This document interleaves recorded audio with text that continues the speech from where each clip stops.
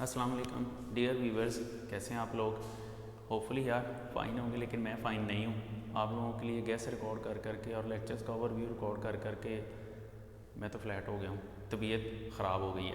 Anyway, this is the last moment, final मैं guest record करने जा रहा हूँ लॉन्ग क्वेश्चंस के लिए।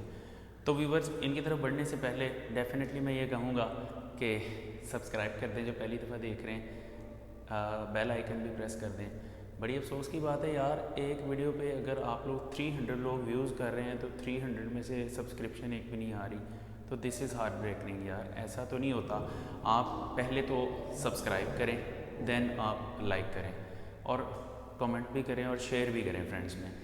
Anyway, best of luck for your paper. हम स्टार्ट करते हैं टाइम वेस्ट किए बगैर। फर्स्ट ईयर का लॉन्ग क्वेश्चंस का गेस्ट मैं अपलोड करने जा रहा हूँ। तो हेयर आर द क्वेश्चंस। अब देख रहे हैं कि मतलब रिकॉर्ड करने से पहले सारे क्वेश्चंस मैंने बोर्ड पे लिखे। तो गाइस, ये बहुत टाइम टेकिंग प्रोसेस है, इतना सिंपल नहीं है जितना सिंपल आप लोग समझते हैं। ये तो जब करते हैं तो फिर ही पता चलता है। Anyway, don't waste the time, हम स्टार्ट करते हैं व्यूअर्स। हम चैप्टर वाइज चलते हैं। जो सबसे पहला चैप्टर है उसमें से न्यूमेरिकल आना है। आपने एग्जाम्पल 7 करनी है, एग्जाम्पल 10, एग्जाम्पल 11, एग्जाम्पल 12। तो व्यूवर्स, अब इसमें ना एग्जाम्पल 10, 11, 12 ये मोस्ट इम्पोर्टेंट है। इनको आप पहले करेंगे। ये नहीं मैं कह रहा कि आपने करनी ये हैं, लेकिन इनको पहले करना है।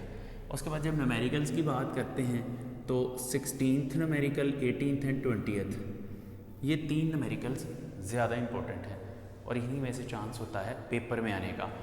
अच्छा, हम इससे आगे चलते हैं। चैप्टर नंबर 2 है, here it is chapter number 2। No long question, इसमें से कोई लॉन्ग क्वेश्चन नहीं आना, तो अ सेंस ऑफ रिलैक्सेशन आनी चाहिए आपके अंदर। अच्छा, अब उसके बाद चैप्टर 3 है। चैप्टर 3 देखें, बॉयज़ लॉ है, जनरल गैस इक्वेशन है, numerical values general gas constant है, Dalton's law of partial pressure है। अब देखें, जब आप ये बॉयल्स लॉ करते हैं, इसके अंदर सबसे पहले आप इसकी डेफिनेशन लिखेंगे, डेफिनेशन, फिर इसकी आप मैथमेटिकल फॉर्म लिखेंगे, मैथमेटिकल फॉर्म, फिर एक्सपेरिमेंटल वेरिफिकेशन। गाइस, ये 3 चीज़ें आप इसमें लिखेंगे, एक्सपेरिमेंटल वेरिफिकेशन। अच्छा, उसके बाद जनरल गैस इक्वेशन, ये तो सीधी सीधी डेरिवेशन है, आपने इसको ड्राइव करना है। ख़ास तौर पे मैथमेटिकल स्टेप तो आपने लाजमी करने हैं। अच्छा, उसके बाद न्यूमेरिकल वैल्यूज़ ऑफ आर है। गाइस, आपने इसकी सारी वैल्यूज़ निकालनी है सारे यूनिट्स के साथ, मतलब 0.082 एटमॉस्फेयर डेसीमीटर पर क्यूब पर केल्विन, ये भी आपने निकालनी है। तो फाइनली जो 62.4 आती है या 62,400 आती है वैल्यू यूनिट्स के साथ, वो भी आपने निकालनी है। फाइनली जो आप करते हैं 8.314 सिस्टम इंटरनेशनल में, ये भी निकाल लेंगे। फिर इसको कैलोरी में कन्वर्ट करते हैं तो उसकी जो वैल्यू आपके पास आती है वो भी वट एवर 1.0968 वट एवर जितनी भी आती है 989 आती है, वो आपने वो भी निकालनी है। 1.9 शायद कुछ आती वैल्यू, वो भी आपने निकालनी है। अच्छा, उसके बाद है Dalton's law of partial pressure. Guys, Dalton's law of partial pressure, ये अगर आप चैप्टर नंबर 3 का ओवरव्यू देखें तो मैंने उसमें क्लियरली बताया हुआ आपने इसमें क्या लिखना है। सबसे पहले डेफिनेशन, फिर उसकी मैथमेटिकल फॉर्म, फिर इसमें एग्जांपल्स आती हैं 3 गैसेस की, तो एग्जांपल्स लिखनी है, फिर उनके ऊपर जनरल गैस इक्वेशन अप्लाई करनी है। कैलकुलेटिंग द पार्शियल प्रेशर से पहले पहले आपने ये क्वेश्चन मुकम्मल लिखना है। इसमें calculating the partial pressure of a gas in a mixture ये शामिल नहीं है, इससे पहले पहले आपने लिखना है। तो गाइस, ये वाला क्वेश्चन, उसके बाद derivation of gas laws on the basis of KMT। ज़्यादातर वैसे इन लॉज में ना चांस होता है जो C एंड D पार्ट है, C एंड D पार्ट, इसका मतलब D पार्ट पे तो है एवोगैड्रोस लॉ और नहीं ग्राहम्स लॉ, और C पार्ट पे है एवोगैड्रोस लॉ। इनकी डेरिवेशन पेपर में आ सकती है। अच्छा, उसके बाद है एप्लीकेशंस ऑफ प्लाज्मा स्टेट। अब गाइस, आप सोच रहे होंगे मैंने इतने सारे क्वेश्चंस लिख दिए हैं, ये क्वेश्चन तो इंपॉर्टेंट है, लेकिन जो बहुत ज़्यादा इंपॉर्टेंट है मैं वो मेंशन कर देता हूँ, आपने पहले वो तैयार करने हैं। देखें, सबसे पहले आपने Dalton's law of partial pressure को अच्छी तरह से प्रिपेयर करना है। अच्छा, उसके बाद जो इसमें से क्वेश्चन आ सकता है, प्लाज्मा की एप्लीकेशंस आ सकती हैं। ये 2 क्वेश्चंस आपने पहली ही फुर्सत में करने, बाकी क्वेश्चंस को बाद में तैयार करिएगा। उसके बाद हम चलते हैं चैप्टर नंबर 4 पे, London dispersion forces in the factors affecting them. 3 factor होते हैं, साइज ऑफ एटम है, पोलराइजेबिलिटी है, नेचर ऑफ एटम है। तो ये आपने, सॉरी नंबर ऑफ एटम्स है, ये आपने करना है। हाइड्रोजन बॉन्डिंग है, हाइड्रोजन बॉन्डिंग की just definition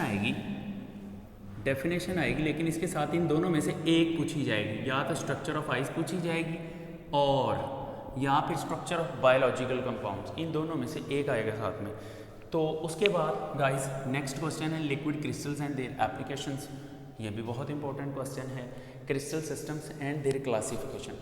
guys liquid crystal में बात वो कह देता है जी डिफाइन करें और कोई से 3 एप्लीकेशंस लिखें। आप क्या करते हैं, जो छोटी छोटी एक लाइन की एप्लीकेशन है वो लिख देते हैं, उसके नंबर आपको पूरे नहीं मिलेंगे। तो आपने इसकी प्रॉपर एप्लीकेशंस लिखनी है, तो कोशिश करें सारी लिखने, छोटी सी तो हैं। अच्छा, इसमें भी सबसे इंपॉर्टेंट क्वेश्चन जो है वो ये है, हाइड्रोजन बॉन्डिंग वाला और साथ में लिक्विड क्रिस्टल्स। ये 2 क्वेश्चंस सबसे पहले आपने करने हैं। बाकी crystal system and there classification इस दफ़ा स्मार्ट सिलेबस है। पहले जब स्मार्ट सिलेबस नहीं था तो इससे आगे से क्वेश्चंस आ जाते थे। दिस टाइम स्मार्ट सिलेबस है तो कुछ नहीं कहा जा सकता। इसकी आप डायग्राम्स की प्रैक्टिस अच्छी तरह से कर लीजिएगा। अच्छा, उसके बाद है चैप्टर 5। चैप्टर 5 में Millikan's oil drop method important question है, postulates of Bohr's atomic model है, derivation of radius of nth orbit है, defects of Bohr's atomic model है, de Broglie's equation azimuthal quantum number. Guys 5वें chapter में ये important questions बनते हैं, लेकिन इनमें से जो आपने सबसे पहले करने हैं मैं वो आपको बता देता हूँ। जो सबसे पहले करने वाले क्वेश्चंस हैं वो है मिलिगन्स ऑयल ड्रॉप मेथड। आप पिछले एग्जाम्स उठा के देखें, पिछले पेपर्स उठा के देखें, हर पेपर में आया हुआ है। अच्छा, उसके बाद पोस्टुलेट एक आधी दफ़ा ही आया, लेकिन ये डेरिवेशन वाला जो क्वेश्चन है, ये 2 क्वेश्चन आपने सबसे पहले करने हैं। Defects of Bohr's atomic model भी आ सकता है, लेकिन ज़्यादा इंपॉर्टेंट ये 2 हैं।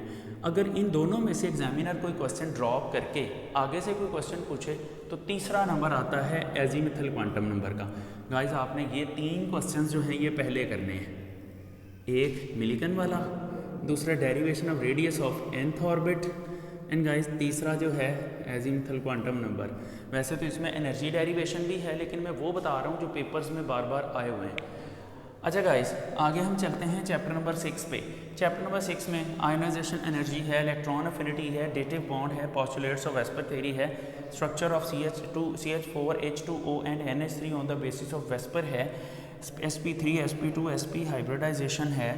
उसके बाद इसके अंदर ख़ास तौर पे ऑर्गेनिक कंपाउंड्स की एग्जांपल, जैसा कि sp3 के अंदर इथेन मीथेन की एग्जांपल है, sp2 के अंदर जो इथीन की है और sp के अंदर इथाइन की एग्जांपल है।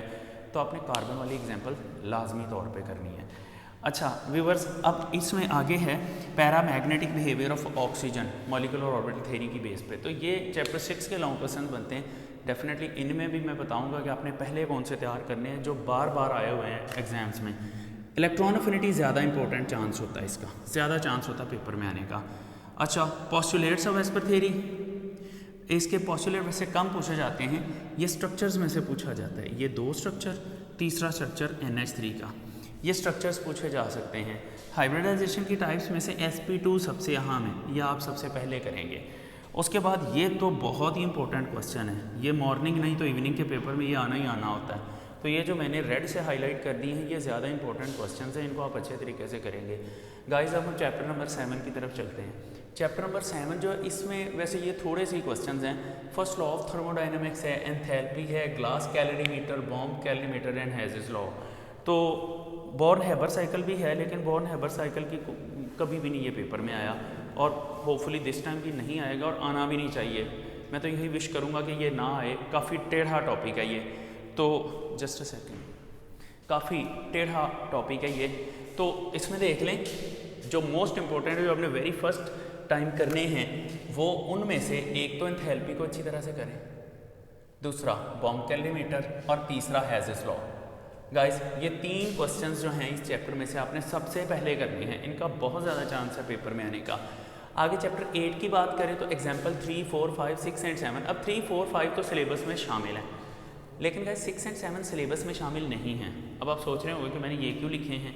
ये इसलिए लिखे हैं कि जब ये सिलेबस में शामिल थे तो हर साल पेपर में 6 एंड 7 एग्जाम्पल आती थी, इधर से 6 एंड 7 एग्जाम्पल में से एक आती थी। अगर ये नहीं आती तो चांस होता था 24 और 25 में क्वेश्चन में से एक क्वेश्चन आ जाएगा। क्योंकि ये एक जैसे हैं चारों क्वेश्चंस। लेकिन व्यूअर्स दिस टाइम पता नहीं क्यों स्मार्ट सिलेबस में से ये निकाल दिए गए हैं, लेकिन मुझे पता नहीं क्यों लगता है कि ये आ जाने। अगर टाइम मिले तो आप ज़रूर कर लीजिएगा। ये क्वेश्चन छोटे छोटे से हैं, बहुत ज़्यादा लेंथी नहीं है, लेकिन अब ये एग्जाम्पल्स जो हैं ये इंपॉर्टेंट एग्जाम्पल्स हैं। न्यूमेरिकल्स में से स्पेशली 21, 22 तो वैसे शॉर्ट के लिए ज़्यादा इंपॉर्टेंट होता है, पीएच फाइंड करने वाला 20th क्वेश्चन। ये दो क्वेश्चंस को अच्छे तरीके से कर लें आप लोग। बाकी ये है कि एग्जाम्पल नंबर 6, 7 कर लें, वैसे सिलेबस में शामिल नहीं है, पता नहीं मुझे क्यों लग रहा है कि ये पूछ सकता है। तो ये 24 एंड 25 ये भी जो है आप इनको देख लें एक दफ़ा। वैसे आगे हम चैप्टर नंबर 9 की बात करते हैं guys. Raoult's law, measurement of boiling point elevation by Landsberger method, measurement of freezing point depression by Beckmann method. Guys यही 3 क्वेश्चन हैं, यही इंपॉर्टेंट हैं, इन्हीं में से पेपर में आने का चांस भी होता है। तो सबसे ज़्यादा रॉल्स लॉ की बात करें, रॉल्स लॉ में आपने इसकी तीनों डेफिनेशन लिखनी है, ऑल द 3 डेफिनेशंस। इनको मैथमेटिकल फॉर्म भी देनी है, all the 3 definitions and mathematical form, यह आपने ड्राइव करनी है। मैथमेटिकल फॉर्म यह आपने ड्राइव करनी है और एंड तक लिखना है जहाँ पर लिखा हुआ है कि जी relative lowering of vapour pressure is, नीचे 3 पॉइंट दिए हुए हैं, किस पे डिपेंड करता है किस पे नहीं डिपेंड करता, वहाँ तक आपने लिखना। गाइस आपको 4 नंबर मिल जाएंगे, इनमें आपने सारी डिटेल देनी है, इनमें से कुछ भी स्किप नहीं करना। इससे नेक्स्ट हम चलते हैं चैप्टर नंबर 10 में से। चैप्टर नंबर 10 में से वोल्टेज सेल है, जिसको हम गैल्वेनिक सेल भी कहते हैं, rules for designing oxidation state है, electrode potential, electrochemical series. Guys इसमें ना ज़्यादा इंपॉर्टेंट ये 2 क्वेश्चंस हैं, पहले इनको करें बाद में इन दोनों को करें। तो दिस टाइम आगे से लेड स्टोरेज बैटरी होता था, फ्यूल सेल होता था, वो सिलेबस में से निकाल दिया गया है। बैलेंसिंग ऑफ इक्वेशंस होती थी, वो सिलेबस में नहीं है। तो दिस टाइम फिर यही सिंपल क्वेश्चन बच जाता है, इसका भी चांस होता है। 9th क्लास में भी आपने पढ़ा था, इसको स्किप करना नहीं बनता, इसको कर लीजिएगा। चैप्टर 11 लास्ट चैप्टर की बात करते हैं। इसमें मैंने ऑलरेडी 3 क्वेश्चन लिखे हैं। अगर मैं सबसे पहली बात करूँ तो आर्हीनियस इक्वेशन लाजमी करें। आर्हीनियस इक्वेशन बहुत इंपॉर्टेंट लॉन्ग क्वेश्चन है और मुझे तो लगता है मॉर्निंग इवनिंग दोनों में रिपीट हो जाना। एनीवे ऑर्डर ऑफ फ्रैक्शन करें, ये 2 क्वेश्चन सबसे पहले करें, तीसरे को तीसरे नंबर पे ही करें। And this is the guest for first year chemistry long questions overall. Guys best of luck, rather better than best of luck आप लोगों के लिए। And finally it's over now, आपकी केमिस्ट्री ख़त्म हो गई, आपके सारे चैप्टर्स का ओवरव्यू भी हो गया, आपके उसके बाद न्यूमेरिकल्स भी जितने मैं अपलोड कर सकता था मैंने चैप्टर 8 के कर दिए हुए हैं। उसके बाद शॉर्ट क्वेश्चंस का गेस चैप्टर वाइज बता दिया, लॉन्ग क्वेश्चंस का गेस चैप्टर वाइज बता दिया। तो गाइस इसमें मैं तो बहुत ज़्यादा थक गया, लेकिन ये जो सारी मेहनत है ये वापस आ जाएगी अगर आपका पेपर अच्छा हो जाता है और आपके मार्क्स अच्छे आ जाते हैं। तो गाइस मेरी तरफ से बहुत बेस्ट विशेज़ हैं आप लोगों के लिए। लग रहा है आपके पेपर बहुत अच्छे हो जाएं, लेकिन यार आप अपना रोल प्ले नहीं कर रहे। आई एम सॉरी, मुझे अच्छा नहीं फील हो रहा। इनफैक्ट जो स्टूडेंट कम्युनिटी है एटलीस्ट उनको तो सपोर्ट करना चाहिए। आप ये एक तो ये लिंक आप दोस्तों में शेयर नहीं कर रहे, पता नहीं क्या आप इसमें लालची वाक़या हुए हैं कि जी हम देख लेंगे तो हमारे नंबर आ जाएंगे, मेरे दोस्त के नहीं आने चाहिए। तो यार ऐसा ना सोचें, आप सलेंसर ना बने, आप जो है ना सही स्टूडेंट्स बनकर सामने आए, तो रणछोड़दास शामिलदास चांचड़ बन जाए तो जो सबका भला चाहता है। तो ऐसा ना करें यार, आप लोगों में शेयर करें। आई थिंक आपको तो जितना भी ये काम कर रहा हूँ आई थिंक पूरा यूट्यूब पे कोई और नहीं कर रहा, लेकिन आप लोगों की तरफ से ज़रा भी सपोर्ट नहीं है। दिस इज़ हार्ट ब्रेकिंग यार। मैं रियली आपको मेरे फेस से भी चीज़ें नज़र आ रही होंगी। एनीवे यार आपको थोड़ा सोचना चाहिए। Thank you, goodbye, best wishes आपके फ्यूचर के लिए, आपके पेपर के लिए। मिलते हैं इससे आगे हम बायोमैथ्स के पेपर में। Good bye.